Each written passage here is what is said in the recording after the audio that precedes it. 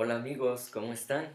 Mi nombre es José Luis, trabajo para la empresa Servi Music, soy músico y mi especialidad es el saxofón. Bueno, pues hoy quiero enseñarles un efecto que mis estudiantes me han pedido, que es el efecto del ronquido. Este efecto se lo realiza directamente de acá de la garganta al momento de soplar, haciéndolo así. En el saxofón esto sonaría así.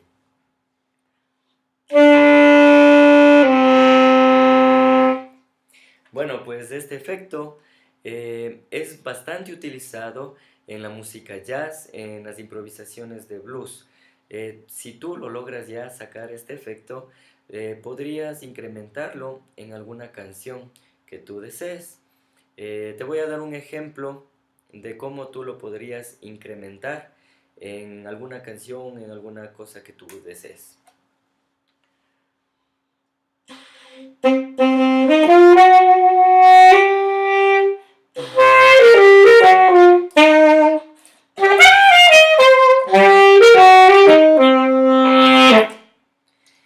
Bueno, eso fue todo. Si es que les gustó, pues denle like y síganme en mi canal de YouTube.